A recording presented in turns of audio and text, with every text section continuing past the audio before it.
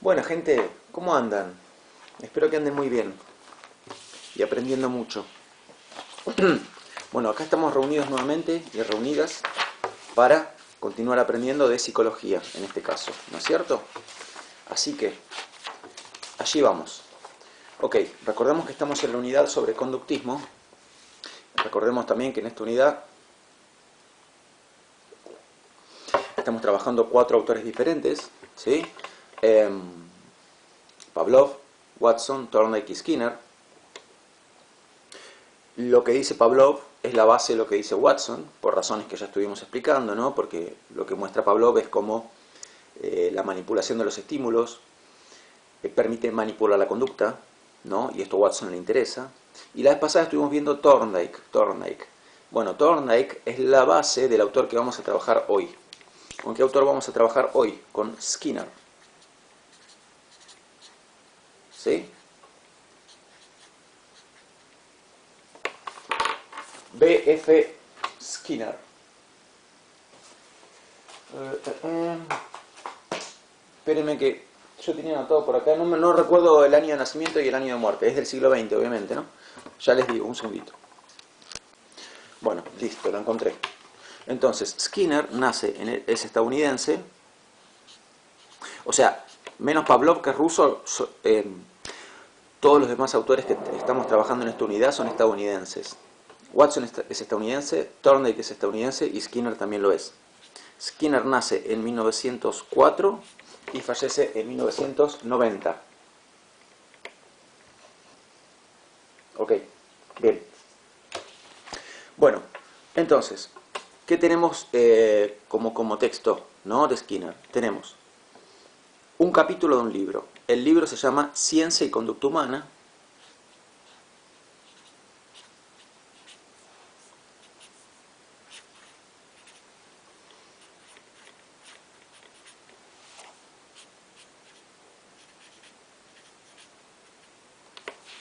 Este es el título del libro. Y de este libro tomamos el capítulo 5. El capítulo 5, que se llama Conducta Operante. ¿Sí? Bien.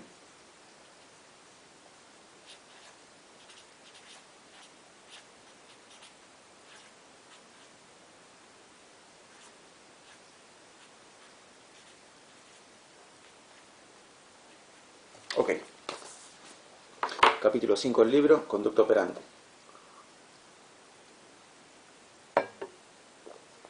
Muy bien.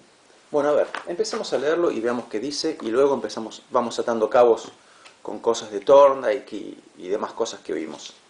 A ver. O sea, el capítulo está dividido en apartados, ¿no? En apartados. Bueno, a ustedes les pasé un PDF, creo. Esta es la fotocopia que yo usé cuando estaba estudiando la carrera de psicología. Ven que está el capítulo está dividido en apartados, ¿no? ¿No es cierto? Bien. Entonces, el primer apartado, que es súper cortito, se llama Las consecuencias de la conducta. Entonces, atención acá, ¿sí? Siempre hay que prestar... Cuando uno lee un texto académico, uno tiene que prestar atención a cosas que parecen sin importancia, pero que son claves. O sea, o que nos dan una clave. Nos dan una clave para entender por dónde va el asunto. ¿No es cierto? Entonces, acá fíjense que está hablando de las consecuencias de la conducta. Entonces, ¿qué tipo de conducta le va a interesar a Skinner? Aquella conducta que tenga determinadas consecuencias. A ver, si empezamos a leer. Nos dice Skinner. Los reflejos, recuerdan que habíamos hablado de los reflejos, ¿no? Cuando hablábamos de Pavlov, ¿sí? Primero habíamos repasado que era un reflejo. Dijimos que un reflejo es una respuesta automática del organismo que se activa ante determinado estímulo, ¿no? Ante determinado estímulo se activa una respuesta involuntaria automática, eso es un reflejo. ¿Qué fue lo que hizo Pavlov? Pavlov inventó un tipo de reflejo artificial, que es el reflejo condicionado. Entonces, tenemos reflejos incondicionados y reflejos condicionados. ¿Qué dice Skinner? Los reflejos, condicionados o no, se encuentran estrechamente relacionados con la fisiología interna del organismo. Sin embargo, a menudo, o sea, hasta ahí viene hablando de Pavlov y de Watson también. Entonces, repito, los reflejos, condicionados o no, se encuentran estrechamente relacionados con la fisiología interna del organismo. Sin embargo, a menudo estamos más interesados, cuando él dice estamos más interesados, quiere decir a mí, ¿no? A mí me interesa más tal cosa.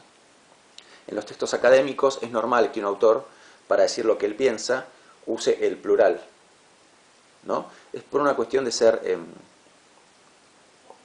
es una manera como más adecuada de escribir que decir simplemente yo pienso tal cosa. Sino que pensamos, bueno, pero ese pensamos quiere decir yo pienso tal cosa.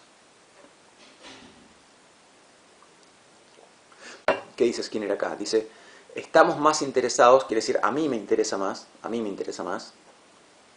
Entonces, vuelvo, arrancamos de vuelta. Los reflejos, condicionados o no, se encuentran estrechamente relacionados con la fisiología interna del organismo. Sin embargo, a menudo estamos más interesados por aquella conducta que tiene algún efecto sobre el mundo circundante. ¿Sí? Entonces, nos interesa la conducta, dice Skinner. ¿Cualquier conducta? No. Aquella conducta que tiene un efecto sobre el mundo circundante.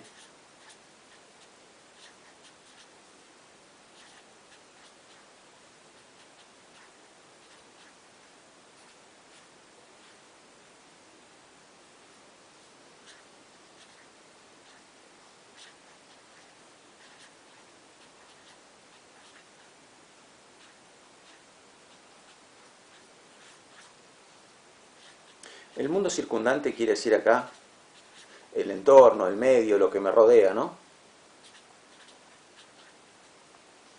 Entonces, este es el tipo de conducta que le interesa a Skinner. Conducta que tiene algún efecto sobre el mundo circundante. Entonces, ¿por qué él aclara esto? Fíjense que viene a hablar de Pavlov y Watson y a continuación dice esto. Entonces, ¿por qué? Bueno, porque lo que está queriendo decir es que justamente ese tipo de conducta que Pavlov investigó, y Watson también, es una conducta que no se caracteriza por tener un efecto sobre el mundo circundante. Pensemos en el perro de Pavlov, ¿no? Lo que logra Pavlov es producir en el perro un reflejo que antes no estaba, ¿no? Y lo que le interesa a Watson, ¿qué es? Bueno, justamente que manipulando estímulos podemos manipular la conducta.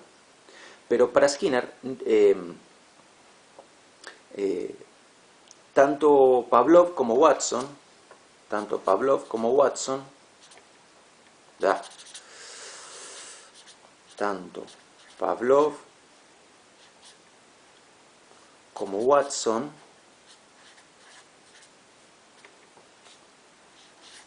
se interesaron por lo que él llamó conducta respondiente. Atención, yo lo que estoy expresando es lo que Skinner piensa. Estoy diciendo lo que Skinner piensa. Ni Pavlov ni Watson hablaban en términos de conducta respondiente. Esto que quede claro. Es Skinner el que dice, lo que ellos estudiaron es la conducta respondiente. Entonces nos dice Skinner, Pavlov y Watson lo que estudiaron fue la conducta respondiente. ¿Por qué la conducta respondiente? Pues porque lo que ellos estudiaron fue esto.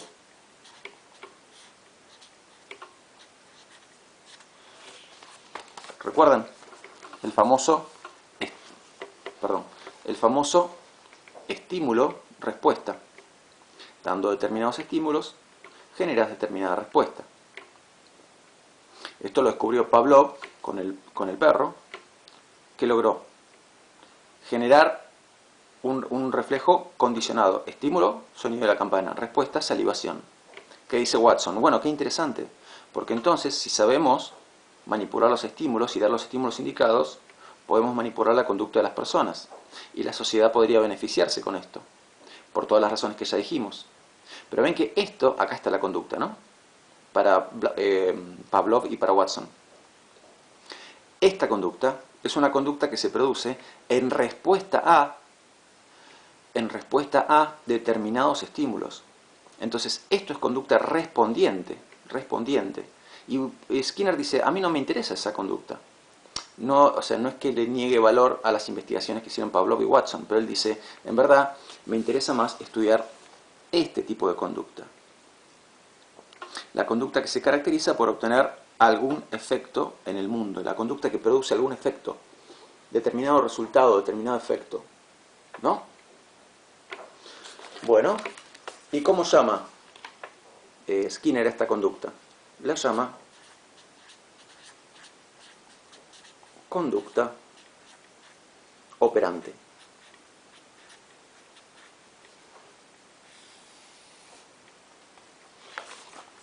¿Sí?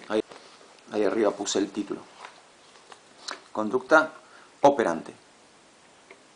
¿Qué es la conducta operante? Esto que les acabo de decir. Entonces ven que conducta operante no es lo mismo que conducta respondiente.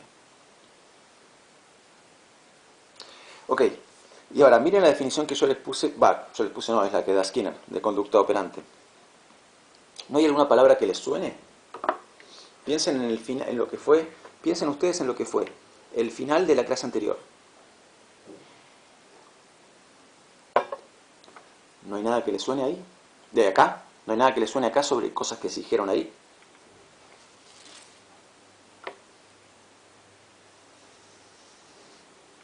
Efecto. ¿De qué hablaba Thorndike? O sea, ¿qué descubrió Thorndike? La ley del efecto. Entonces, ¿qué decía la ley del efecto? Que el efecto que produce una conducta incide en la probabilidad de que dicha conducta se repita en el futuro. Porque el efecto de una conducta puede aumentar la probabilidad de que se repita esa conducta o disminuir la probabilidad de que se repita esa conducta. ¿Verdad? Entonces, los gatos de Thorndike lograban producir cierto efecto con su conducta. Después de un tiempo lo lograban, al principio no. Al principio lo que hacían era impulsos inútiles, o sea, conductas sin ningún efecto, sin ningún resultado. Eventualmente, o sea, en algún momento, bajaban la cuerdita o apretaban el pedal y lograban salir de la caja. Esa conducta, la anterior no, pero o sea, los otros impulsos no, los impulsos inútiles no, pero esa conducta es una conducta que produjo un efecto o resultado. La palabra igual que usa Skinner y que usa Thorndike es efecto. A veces digo resultado, pero la palabra es efecto. Entonces, esa conducta, la de bajar la cuerdita o tocar el pedal, produce un efecto. Esa conducta es conducta operante. Esa conducta es la que le interesa estudiar a Skinner. Bien.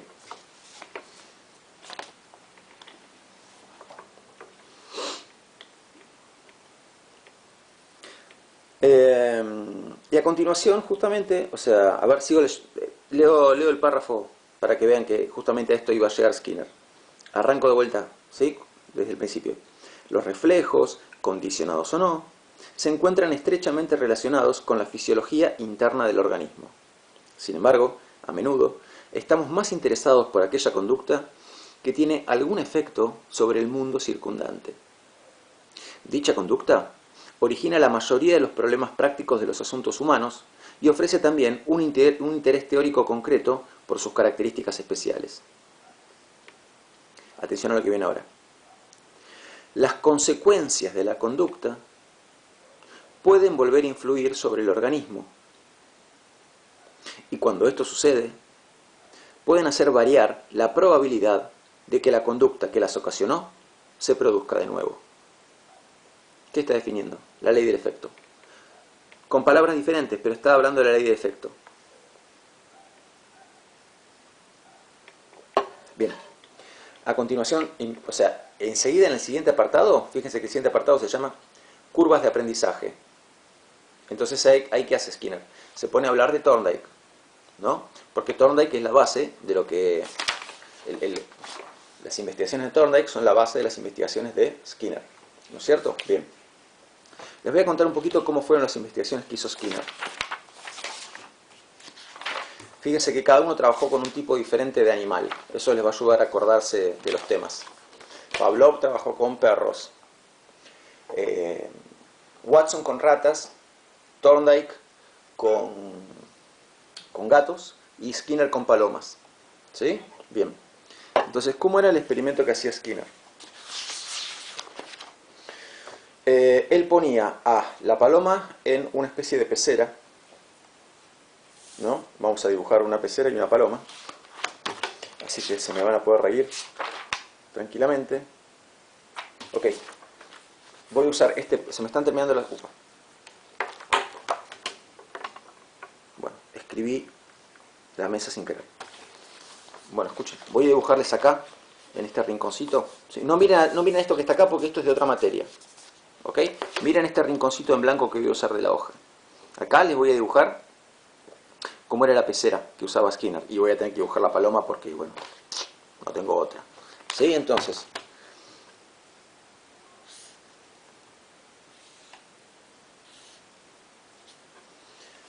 imagínense ustedes que esta es la pecera, ¿no?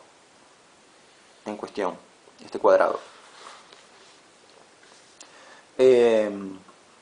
Bueno, ¿qué tiene la pecera? La pecera tiene pintado, así verticalmente, una regla, ¿no? Que marca los centímetros y los milímetros. ¿Y qué hace Skinner? Pone a la paloma adentro de la pecera. Previamente la paloma la tiene sin comer durante un tiempo, lo mismo que hacía Thorndike, lo mismo que hacía Pavlov y demás. Entonces, acá va a estar la paloma. A ver, vamos a dibujar la palomita.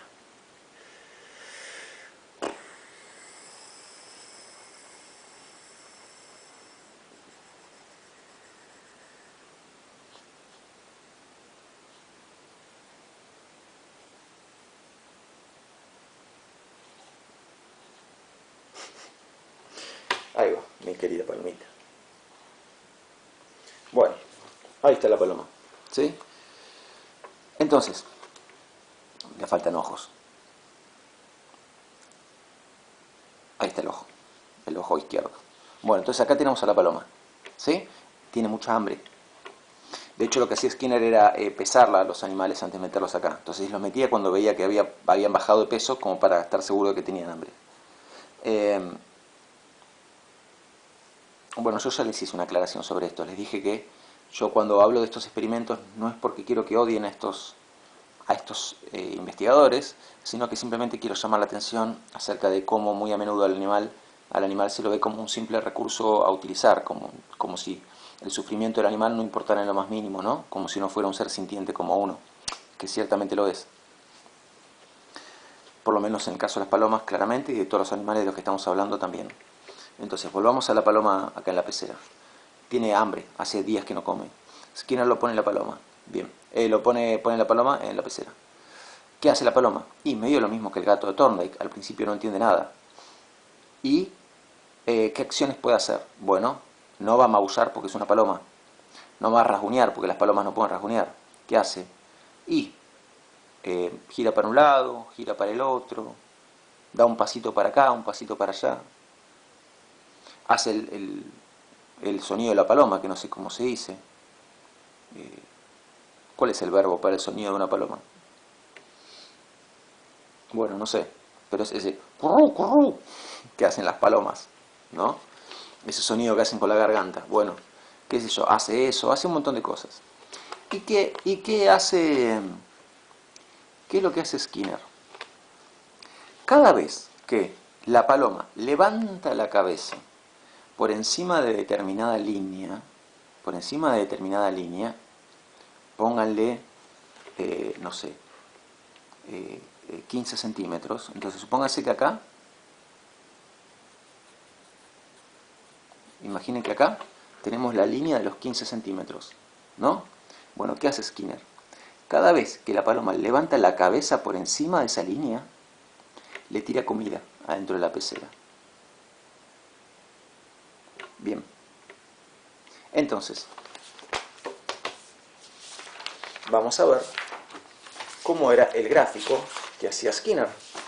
Porque la vez pasada les vimos un gráfico, que es el gráfico que hace Thorndike, pero Skinner también hacía un gráfico. Entonces, es diferente, ¿eh? Atención acá. No los confundan porque son diferentes. Una vez más, vamos a hacer una división así. Una división, vamos a hacer los dos ejes. ¿Ok? Bien. ¿Qué vamos a anotar en el eje horizontal? Los días. Día 1, día 2, día 3, día 4, día 5.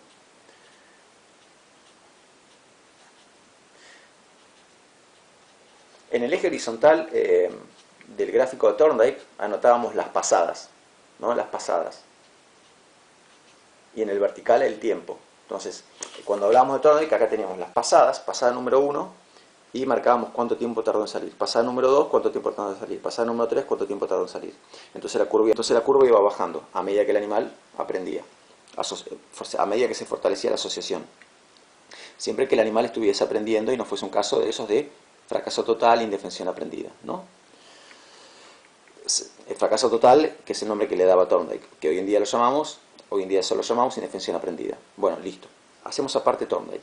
En el gráfico de Skinner, tenemos acá los días. Día 1, 2, 3, 4.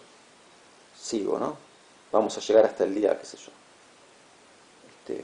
18, póngale. Por poner un número. No sé cuántas veces lo hacía, la verdad. Por cuántos días lo repetía, no tengo idea. Bueno, ok. Entonces, en el eje horizontal, días. Día 1, 2, 3, 4, 5, etc. ¿Y qué va a notar en el eje vertical? La cantidad de veces que el animal realiza la conducta en cuestión. ¿Cómo se llama esta conducta? A ver, ya se los dije hace un rato. ¿Cómo se llama? O sea, si la paloma levanta la cabeza por encima de los 15 centímetros, ¿qué recibe? Alimento. Entonces, su conducta, ¿produjo un efecto en el medio? La produjo. ¿Y cómo se llamaba esa conducta? Conducta operante. Entonces, ¿qué vamos a anotar en el eje vertical? ¿Cuántas veces en el día el animal realizó la conducta en cuestión? La conducta operante. Entonces, vamos a suponer que, obviamente, al igual que con Thorndike, hay un gráfico para cada animal. Cada animal tiene su propio gráfico. Imagínense que este es el caso de la paloma número 1. Paloma número 1. Primer día. ¿Cuántas veces levantó la cabeza por encima de esa línea? Supónganse que levantó la cabeza 5 veces por encima de esa línea. Bien. Entonces ahí tenemos el número 5 en el eje vertical. Hacemos así.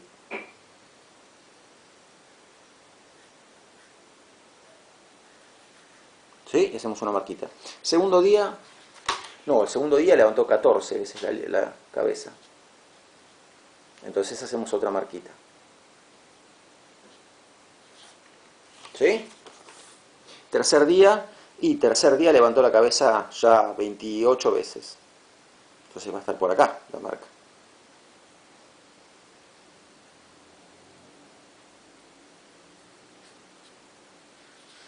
¿No es cierto? No, yo que dije 28. Perdón. Ahí. 28. ¿No es cierto? Ok. ¿Y qué va a ir pasando? A medida que transcurran los días, la paloma va a ir levantando cada vez más veces la cabeza. ¿No es cierto? O sea, ¿qué es lo que va a ir pasando? Cada vez aumenta más y más la frecuencia, atención, la frecuencia de la conducta operante. ¿Sí?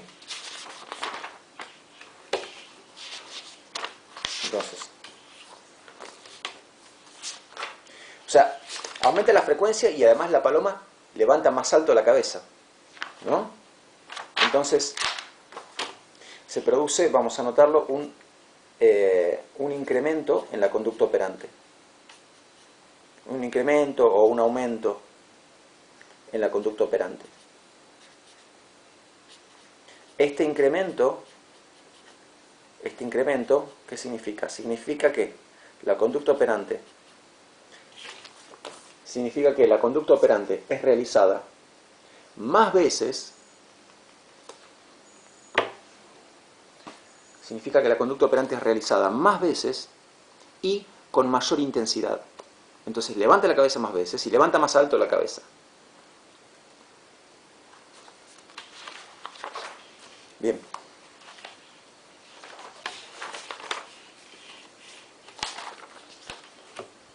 Entonces, se puede imaginar que qué va a ir pasando con el gráfico. El gráfico va a ser así. ¿No es cierto? Bien. ¿Cómo se llama a eso que Skinner le da?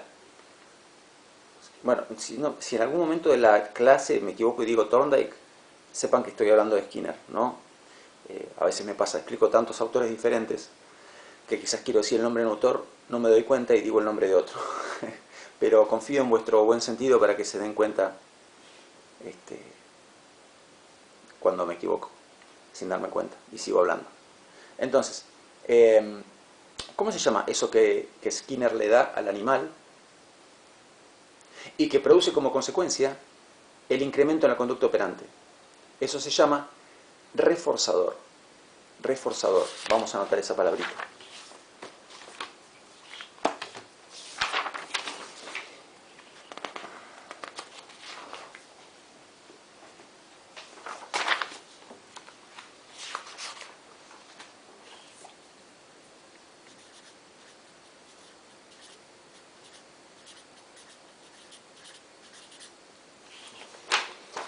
¿Sí? Reforzador. Entonces, ¿qué efecto tiene el reforzador sobre la conducta operante? La incrementa, la aumenta, en cantidad y en intensidad. Entonces ven como ya estamos, ven como, si bien digamos, Skinner se basa más en Thorndike que en Watson, ven que está presente aquel objetivo del que había hablado Watson, que era aprender a controlar la conducta, predecirla y controlarla. ¿Por qué? Porque sabemos que si damos reforzadores, la conducta operante va a aumentar en frecuencia. Entonces estamos no solo prediciendo la conducta, sino que aparte sabemos que la podemos controlar. ¿Cómo se la controla? Administrando reforzadores. Ok, bueno. Entonces la paloma levanta cada vez más veces la cabeza y cada vez más alto.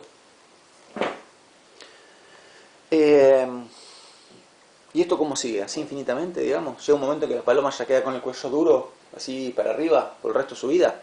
No. Hay un tope. Siempre hay un tope, ¿no? Siempre hay una frecuencia máxima de la conducta operante. Frecuencia máxima. Que varía según el individuo. Algunos individuos, algunas palomas alcanzarían tal frecuencia máxima, otras tal otra frecuencia máxima. Vamos a suponer que esta paloma tenía como frecuencia máxima 78. Entonces, 78 en el día es la frecuencia más alta que alcanzó. Ya más que eso, más que 78 veces en el día no levanta la cabeza. Bueno, ¿cuándo alcanzó esa frecuencia? La alcanzó en el día, supónganse, 8. ¿No? ¿Me ven en el gráfico? Entonces, en el día 8... Esperen, es medio difícil porque necesito un pizarrón. En el día 78... En el día 78, la paloma... En el día 78, no, perdón. En el día 8, la paloma llegó a una frecuencia de 78. En el día 8 llegó a una frecuencia de 78. ¿Aumentó más que eso? No, más que eso no aumentó, hasta ahí llegó. ¿Está bien? Entonces ahí se produce una meseta.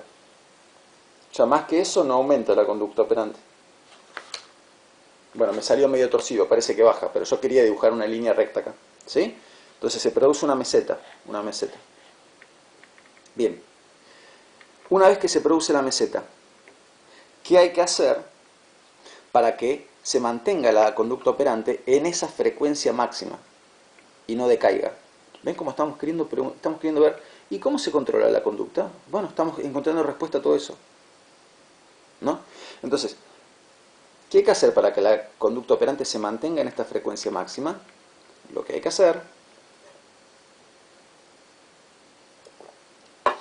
es empezar a espaciar los reforzadores. Empezar a espaciar los reforzadores.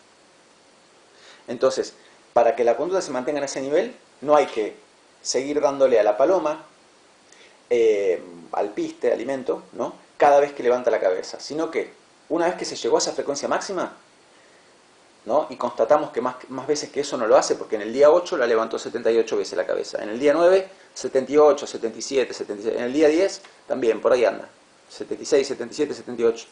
Listo, sabemos que llegó al tope, sabemos que llegó al tope. ¿Cómo se mantiene la conducta operante en ese tope? ¿No? Y atención acá, para que la conducta se mantenga en ese tope, no hay que seguir dándole reforzador cada vez que hace la conducta, sino que hay que empezar a alternarlo. Una vez se le da reforzador, la siguiente no se le da, por ejemplo. O, a ver, supónganse, 2 veces se le da, levanta la cabeza, se le da reforzador, levanta la cabeza, se le da reforzador, levanta la cabeza, no se le da. Levanta la cabeza, alimento, levanta la cabeza, alimento, levanta la cabeza, no se le da nada. Acá tenemos un 2 por 1. Del 2 por 1 podemos pasar al 1 por 1. Levanta la cabeza, se le da. No, levanta la cabeza, no se le da nada. Levanta la cabeza, se le da. Levanta la cabeza, no se le da nada. De acá podemos pasar a un 1 por 2. O sea, pues metemos más espacio todavía entre los reforzadores. Y hacemos que levanta la cabeza, se le da alimento. Levanta la cabeza, no se le da nada. Levanta la cabeza, no se le da nada. Levanta la cabeza, sí se le da. ¿Me están siguiendo lo que les quiero explicar? O sea, lo que quiero decir es esto. Supónganse que, a ver, ¿cómo es la cosa cuando arrancamos? Tenés, para cada vez que el animal realiza la conducta operante, un reforzador, ¿no?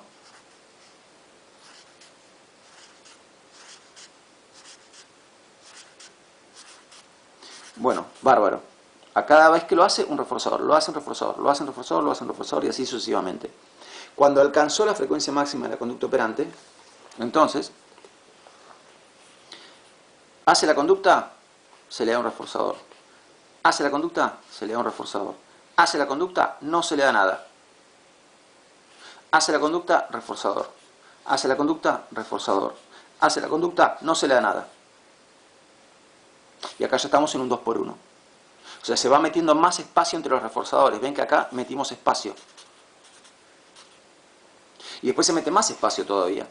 Y hacemos conducta reforzador, conducta nada, conducta reforzador, conducta nada, conducta reforzador, conducta nada.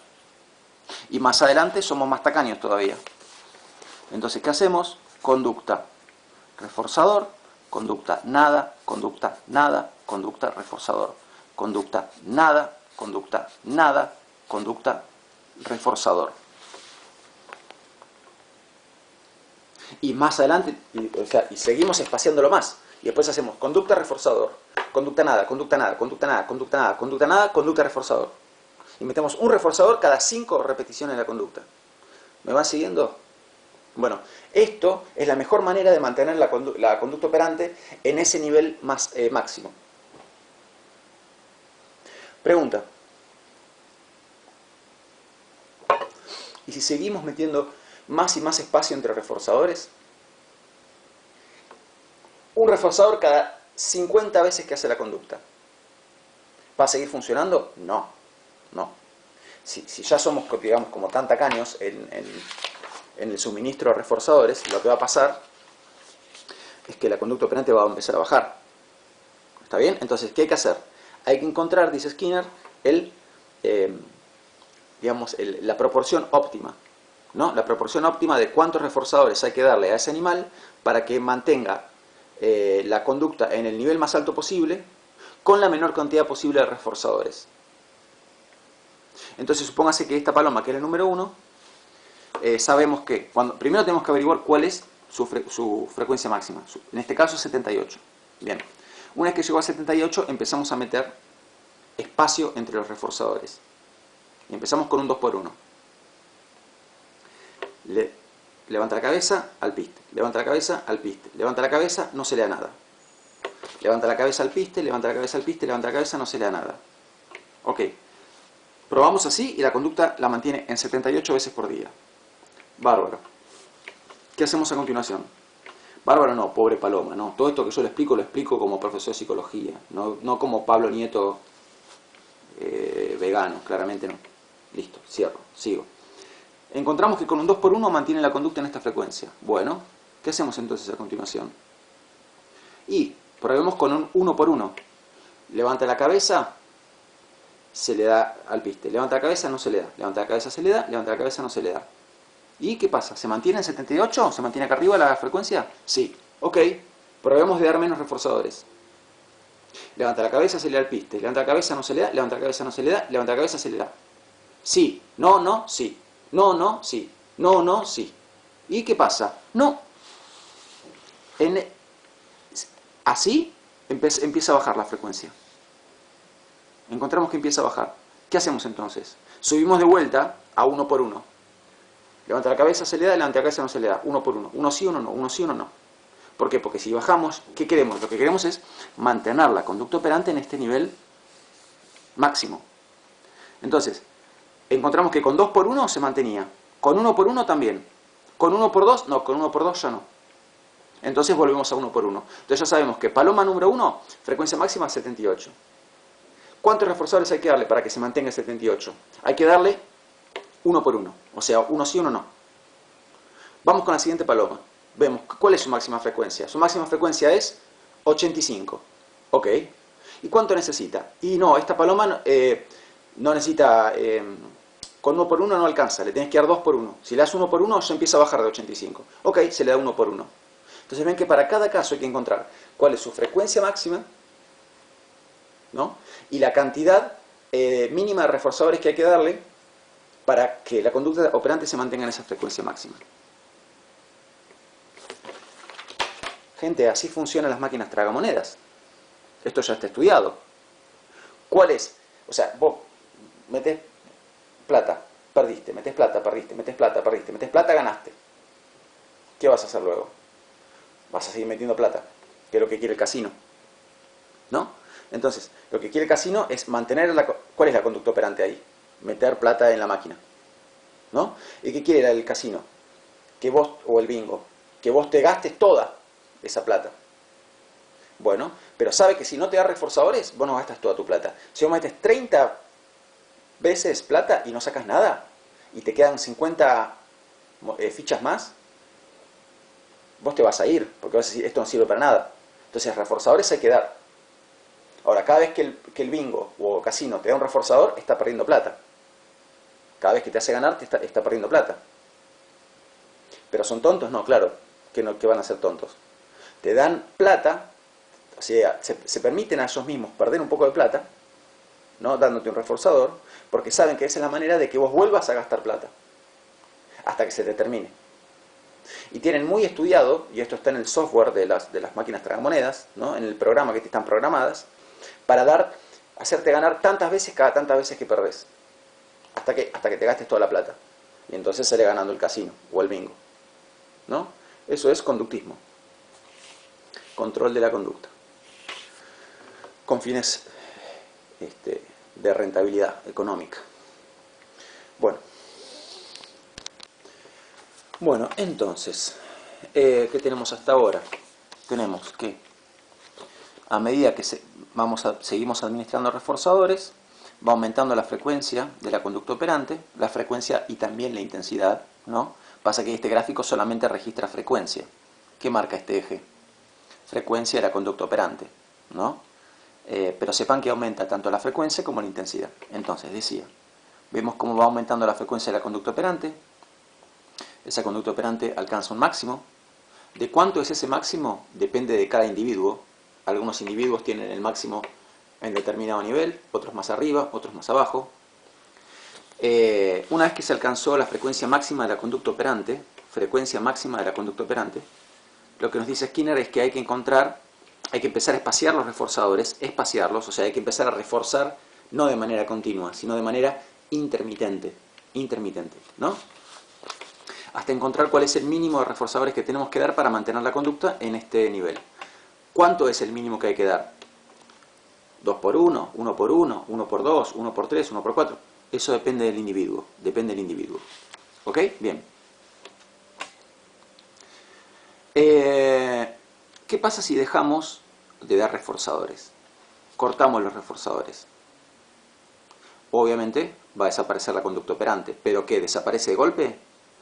Claro que no, sino que si nosotros dejamos de dar reforzadores, lo que va a pasar es que gradualmente va a ir bajando la frecuencia de la conducta operante y también la intensidad, ¿no? Hasta que la conducta operante desaparezca. ¿Cómo se llama esto? Se llama extinción de la conducta operante.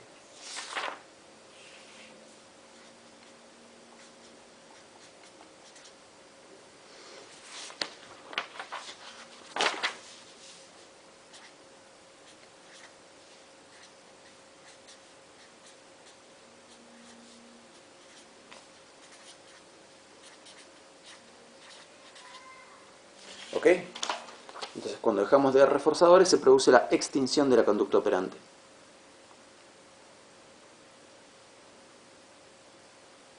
Bueno, muy bien. Ahora, escúchenme lo siguiente. Imagínense que queremos probar, esto parece re maquiavélico, lo que voy a decir ahora parece re maquiavélico, no lo hagan. Esperen que enderezo un poquito la cámara. Ahí va. Imagínense que queremos probar qué pasa si en vez de darle alimento a la paloma cada vez que levanta la cabeza, queremos que levante la cabeza haciendo, o sea, con algo. Queremos buscar una manera diferente de incentivar el incremento de la conducta operante.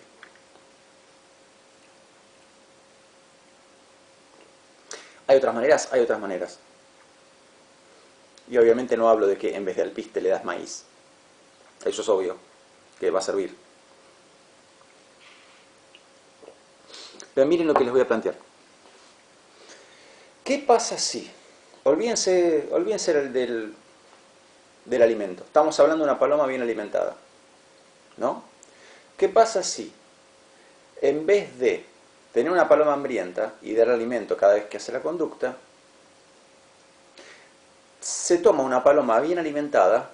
Esto es lamentable, o sea, por eso digo, me cuesta hablar de estas cosas porque para mí es hablar de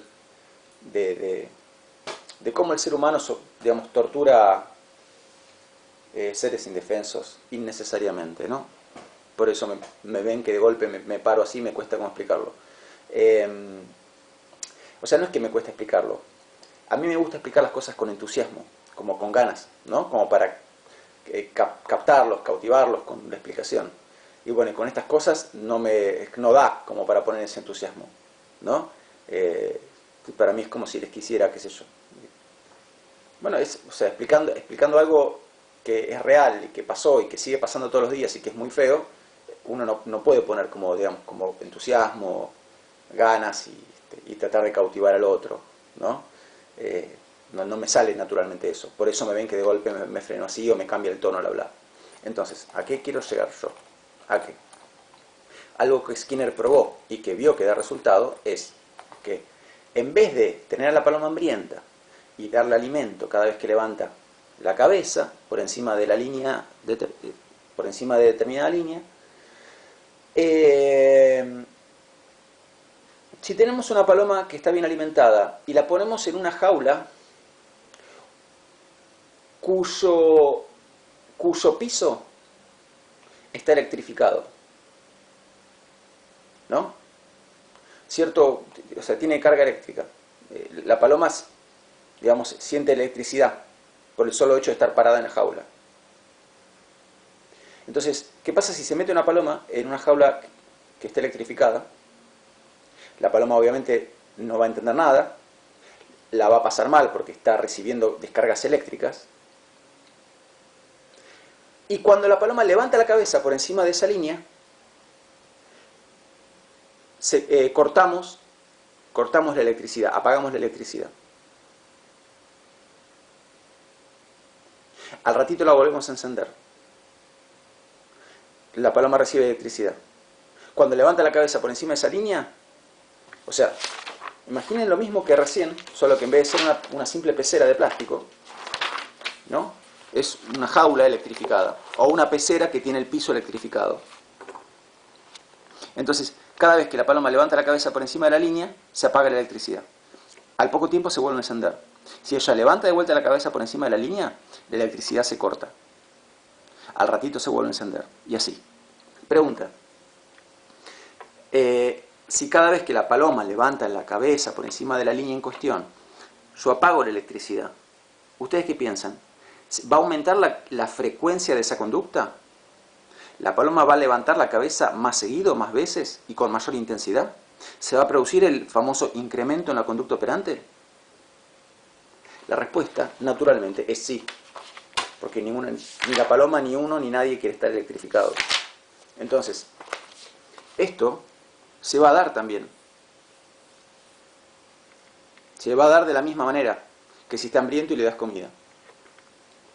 Cada vez que levanta la cabeza, etc. ¿No? Entonces, ¿cuál es la diferencia entre darle la comida y cortar la electricidad? ¿Hay alguna diferencia? Bueno, hay algo en común y hay algo de diferente. Hay algo en común y hay algo diferente. Tanto darle comida. Esperen que cambie el fibrón. Un segundito.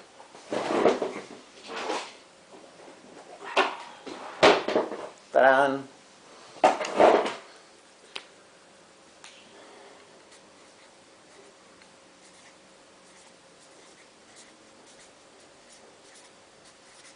Ok. Tanto darle comida a una paloma hambrienta cuando levanta la cabeza como cortarle la electricidad de la jaula a una paloma cuando levanta la cabeza, ambas cosas, las dos son reforzadores. Reforzadores. ¿Por qué? Porque tanto una cosa como la otra refuerzan la conducta operante. O sea, ¿qué hacen? Hacen esto. Producen un aumento en la frecuencia y en la intensidad de la conducta operante. Ambas cosas son reforzadores. Ambas.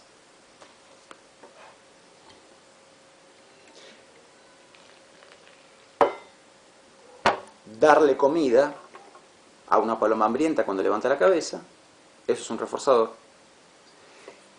Cortar la electricidad de la jaula cada vez que la paloma levanta la cabeza es otro reforzador. ¿Sí? Bueno. Atención con el tema de la electricidad. La electricidad no es un reforzador. El reforzador es apagar la electricidad, cortar la electricidad. Eso es el reforzador. Entonces, si tanto uno como el otro son reforzadores, decía, si tanto uno como el otro son reforzadores, ¿cuál es la diferencia? Bueno, son dos clases diferentes de reforzador. Darle comida es un ejemplo de un reforzador positivo y apagar la electricidad es un ejemplo de un reforzador negativo. ¿Sí? Entonces los reforzadores se clasifican en positivos y en negativos. Los positivos consisten en darle algo, presentarle algo al animal cada vez que realiza la conducta operante. Y los negativos consisten en suprimir, quitar algo de la situación cada vez que el animal realiza la conducta operante. ¿Sí? ¿Está? Acá se da algo, se brinda algo, y acá se suprime algo, se quita algo. Pero tanto uno como el otro son reforzadores. Tienen los mismos efectos. Bueno, entonces, errores comunes que por experiencia y con todos estos años aprendí. Errores comunes en los alumnos y alumnas. Por ejemplo, decirme que el reforzador es la electricidad. No, ¿cómo va a reforzar la electricidad? La electricidad no refuerza nada. Lo que refuerza es que dejen de electrocutarte cuando haces algo. ¿Cómo no va a reforzar si te estaban electrocutando? Entonces, lo que refuerza es apagar la electricidad, cortar la electricidad. ¿No es cierto? Entonces, en el caso del reforzador positivo, se brinda algo. En el caso negativo, se quita algo. ¿Hay otros ejemplos de reforzadores positivos? Hay muchos ejemplos. Podría haber sido dar comida, como podría haber sido, supónganse, qué sé yo, dar calor, ¿no? O sea, los seres vivos buscamos en general el calor dentro de ciertos límites, ¿no? Si, no sé, a un animal que está en periodo de apareamiento se le brinda una pareja sexual, ¿eso refuerza? ¿Sirve como reforzador? Sí, sirve. ¿Qué tipo de reforzador es? Positivo, positivo. ¿No es cierto? Entonces en los positivos se otorga algo, se otorga algo. En los negativos se quita algo. Entonces, ¿cuáles serían otros ejemplos de reforzador negativo? Aparte de apagar la electricidad. Supóngase que al animal se le coloca una luz muy fuerte, un reflector muy fuerte, ¿no? Bueno, curiosamente son todos ejemplos de torturas que el ser humano le ha aplicado al ser humano. Fíjense, ¿no? Existió como forma de tortura, tanto la electricidad no necesito ni aclararlo, en este país existió. Como la luz, ¿sí? Poner una luz fuerte, son torturas que el ser humano ha aplicado al ser humano y que los animales ya ven que muchas veces no hay reparo en aplicárselo. Entonces, aplicárselos. Entonces, si en vez de usar electricidad y cortar la electricidad cada vez que realiza la conducta en cuestión, se le pone una luz muy fuerte y cada vez que levanta la cabeza se le apaga esa luz, se le apaga ese reflector, un reflector de cancha de fútbol.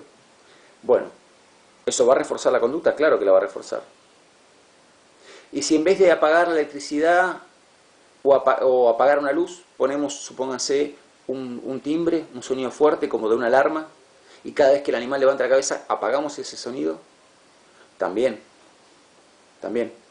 Entonces, son todos ejemplos de reforzadores negativos. Que, repito, fíjense que lo que se está haciendo es quitar algo. Entonces, el timbre o la alarma no es un reforzador negativo. El reforzador negativo es quitar eso. El reflector no es un reforzador negativo. El reforzador negativo es apagar el reflector. Y lo mismo con la electricidad. ¿No es cierto? Ok, bueno. Otra cosita. Nadie, por favor, me venga a confundir reforzadores negativos con castigos. ¿Sí? Atención a eso. Atención a eso.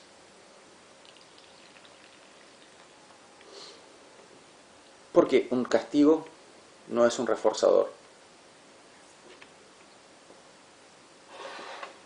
Piensen en la misma palabra, reforzador. ¿Un castigo refuerza una conducta? Jamás. El propósito de un castigo es desalentar una conducta. Entonces un castigo no puede ser un reforzador nunca. Jamás es un reforzador un castigo.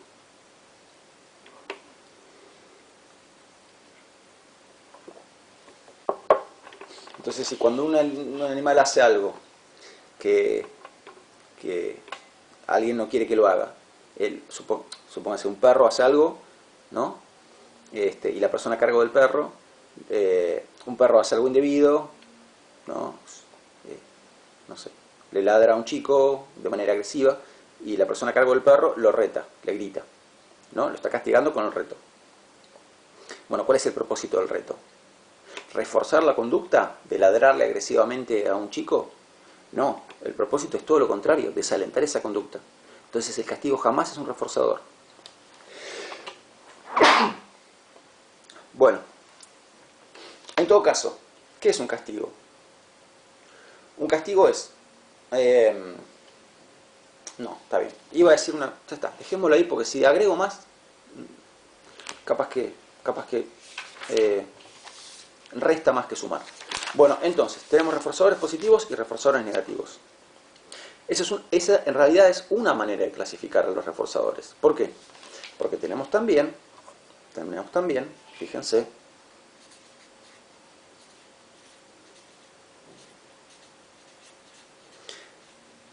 otra manera de clasificar a los reforzadores. ¿Sí? Otra manera. Bueno, ¿cuál es esta otra manera de clasificar a los reforzadores? Supónganse.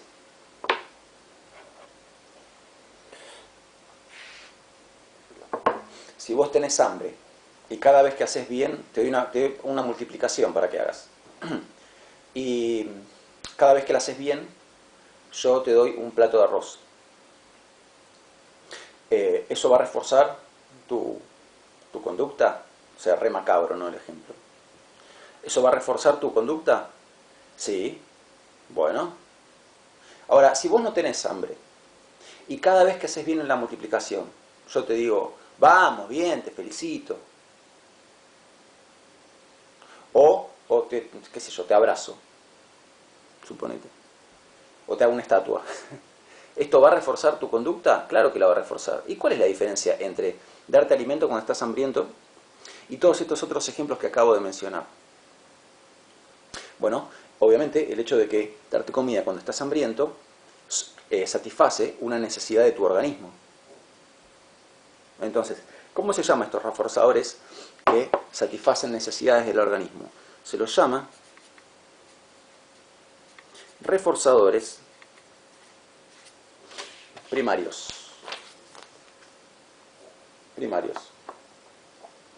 ¿Cuáles son reforzadores primarios? La comida, o sea, el alimento. Son pocos. El alimento, el agua, la satisfacción sexual, el refugio, el abrigo. Estas cosas básicas que todo organismo, necesita.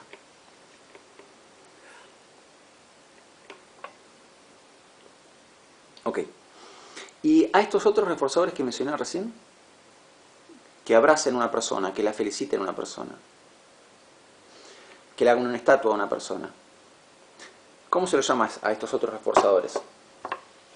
Porque sabemos que refuerzan, pero no están satisfaciendo ninguna necesidad biológica.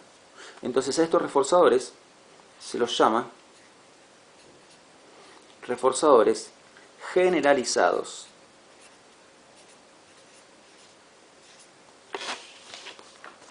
Reforzadores generalizados.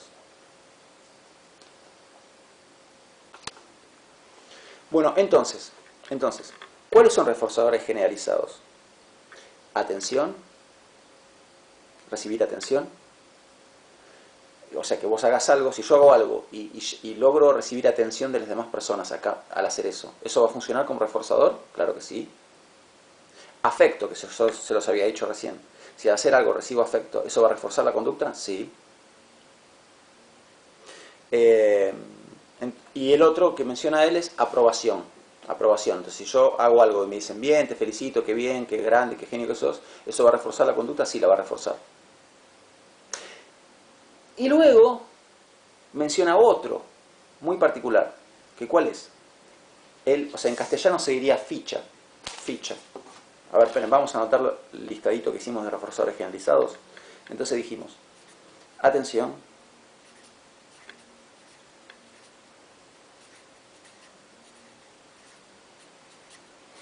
aprobación,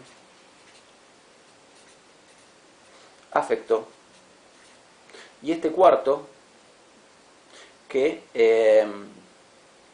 se dice en castellano ficha, que en inglés es token, que ahora les explico lo que es. Entonces, atención, aprobación, afecto y ficha. La ficha es algo que se puede intercambiar por otras cosas, ¿no es cierto? Entonces, ¿cuál es el ejemplo típico de la ficha? El dinero. El dinero se intercambia por otras cosas. El oro también. Una ficha de casino también, ¿no? Entonces, la ficha es algo que se intercambia por otras cosas. Entonces, si yo hago algo y obtengo fichas a cambio, o sea, plata, ¿se va a ver reforzada la conducta? Sí, más vale, ¿no? Por eso uno está acá, uno sigue trabajando y trabajando. Bueno, chiste, obviamente amo este trabajo, si no, no lo estaría haciendo. Y aparte, obviamente, también porque cobro plata por este trabajo, eso está más que claro. Bueno, entonces la ficha es otro tipo de reforzador. Entonces, diferencia entre los primarios y los generalizados. Los primarios satisfacen necesidades biológicas. Una frase que usaba Skinner por ahí, no me acuerdo dónde, es que los reforzadores primarios refuerzan por derecho propio. Miren que está clara esta frase, es como que refuerzan por derecho propio. La comida refuerza por derecho propio, la satisfacción sexual también, el agua también, el refugio también, ¿ok? Bien. Entonces, ¿por qué los reforzadores generalizados refuerzan? Esta es una pregunta interesante para hacerla Skinner.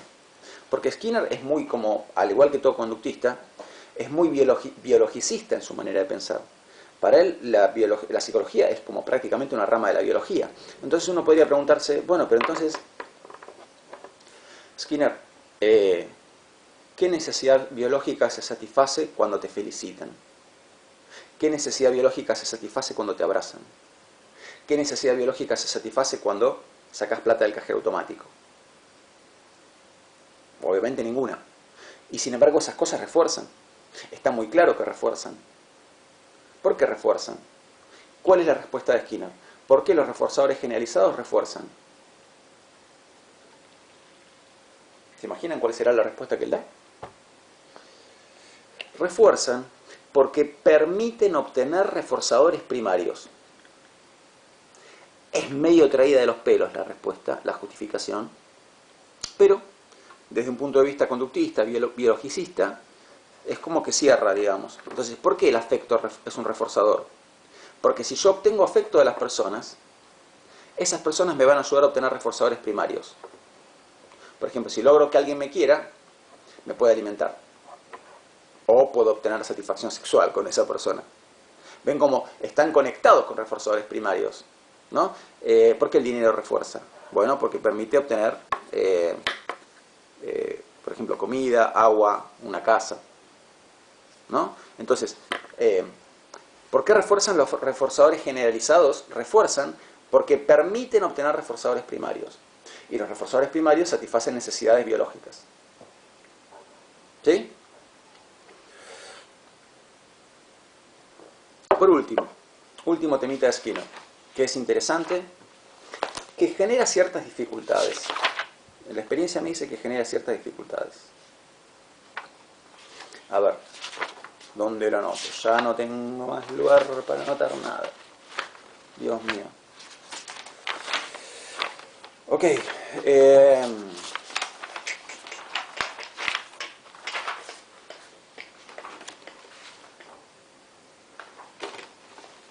Madre santa.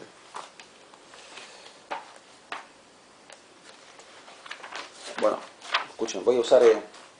este día se ve que quería hacer letra grande. Voy a usar el espacio de acá, abajo, para anotar lo que quiero anotar.